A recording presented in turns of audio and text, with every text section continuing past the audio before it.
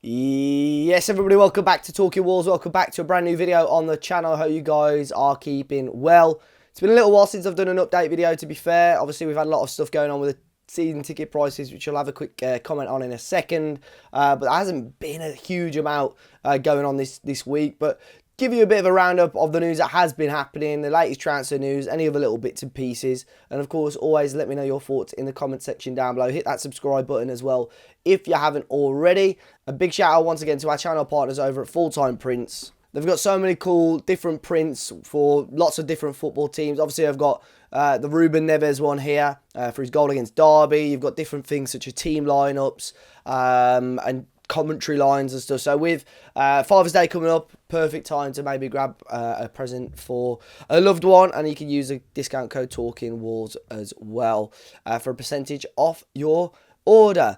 Yeah, very quickly, very disappointed still with the club with their lack of communication in regards to the season ticket prices. You would have seen on the socials that Talking Wolves, alongside many other fan groups and podcasts, put out various statements over the last week or so. We had thousands, I think it's over 13,000 signatures now on the petition about the season ticket prices. I sent a formal email to the club and we still had nothing. Look, I obviously I don't know what the situation. From what I'm hearing, the club have dug their heels in, which is fine, but I would rather them come out and publicly say that rather than just making everything fall on deaf ears, to be honest. So very disappointed with that.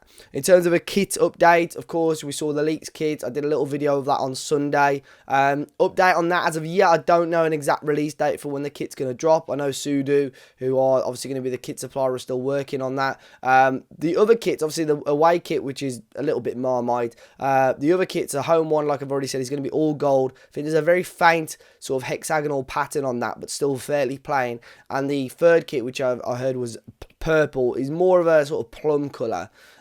So just to give you a slight bit more of an update on that, and they will be due out obviously in due course. But let's jump into the transfer news and rumours anyway. If I think of anything else in between, obviously I'll keep you guys updated. But a story that dropped yesterday was that Wolves are still amongst teams interested in the Chelsea striker Armando Broja. We were quite heavily linked with him in January, but ultimately the finances that Chelsea wanted for the striker just didn't quite make sense at the time. Gary O'Neill, sort of a couple of months later, talked about how disappointed he was that a striker didn't come in, and a lot of people were expecting that or thinking that Broja was that player. Chelsea expected to sell him this summer. The value could be in and around the £25 million mark, which is a hell of a lot less than what they were quoting in January. Crystal Palace, AC Milan, Monaco, Everton also said to be interested in Broja. So be very interested to see if Wolves do jump on this again. May well be another loan. I think Saudi, Broja is open to a move to Saudi Arabia as well. So straight away, financially, it's a bit more difficult to compete with that. But we will wait and see. But striker is definitely the priority for Wolves this summer.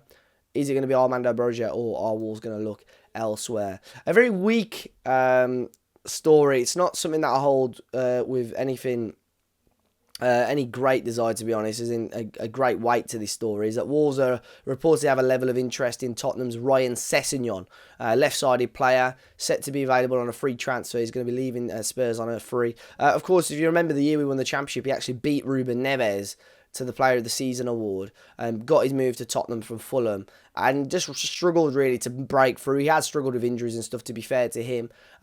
So Wolves reportedly got a level of interest, but there are other clubs said to be in the race as well, and possibly ahead of Wolves. But that came from Give Me Sport, which, if I'm honest, not got a huge reputation of at the moment. But let me know your thoughts if Ryan Sessegnon were to join Wolverhampton Wanderers.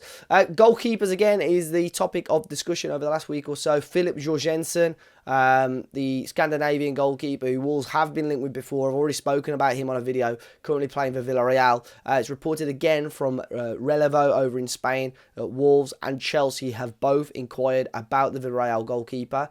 Newcastle also said to have an interest in the keeper as well. But yeah, Philip Jorgensen, only 22 years of age, caught an eye. Villarreal and Wolves maybe can have struck up some sort of mutual relationship now, especially with Both Gerson Mosquera and Gonzalo Guedes going over to Spain. Maybe a deal could be struck up that way. But Philip Jorgensen at the moment looks like one keeper that Wolves could be keeping their eye on. And another one, according to sources over in Sweden, Wolves are keeping an eye on the Djurgårdens goalkeeper, Jakob Widell Zetterström.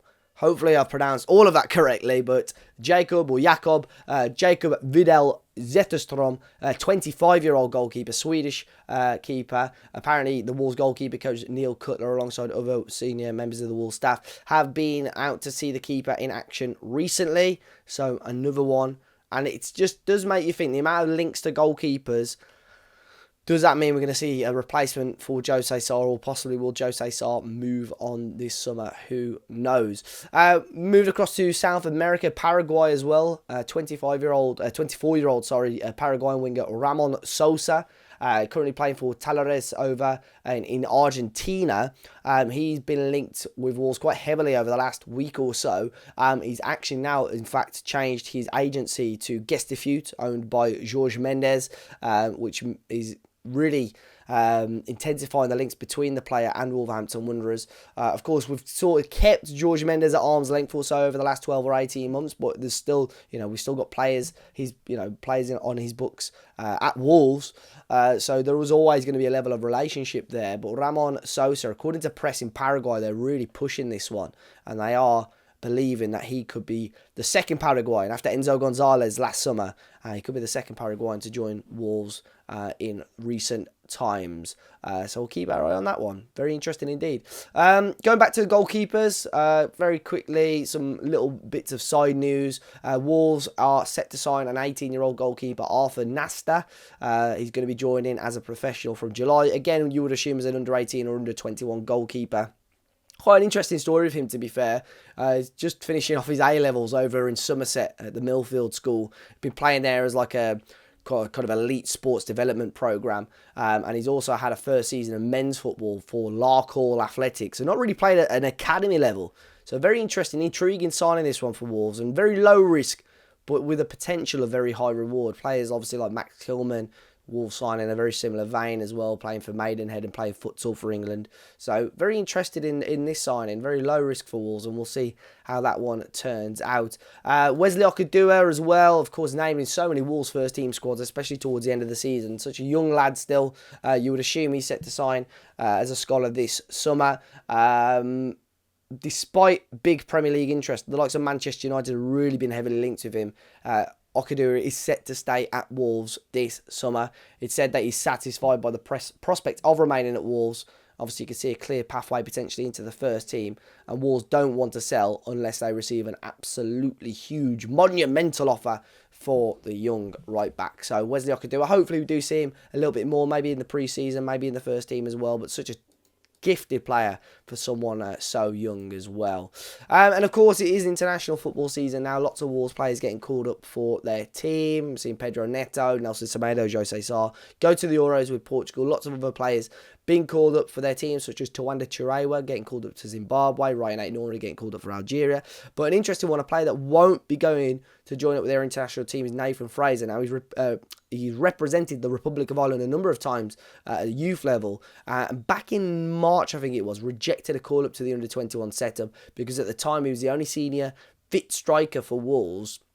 So Wolves sort of said, look, can you stay? And he agreed, and he was fine with that. But Nathan Fraser has again rejected a call up for the second time now for this summer. It said reportedly that Fraser wants to concentrate on the preparation for next season. Now, a couple of people have moaned at this, but ultimately he hasn't been 100% fit, in my opinion. Obviously, he's had chances in the first team. It's probably going to be a big season for him, whether he stays at Wolves, but more than likely go out on loan to sort of Championship or League One level. So this pre-season is big for him because arguably it could be the biggest of his career so far. So very interesting. Depends on which way you look at it, but he's rejected a call up to the Republic of Ireland national team, under 21 team, sorry. So we'll see what happens there. But guys, that is all for today. It's still been quite quiet with concrete rumours, to be honest. But like I said, a lot going on with the club at the moment.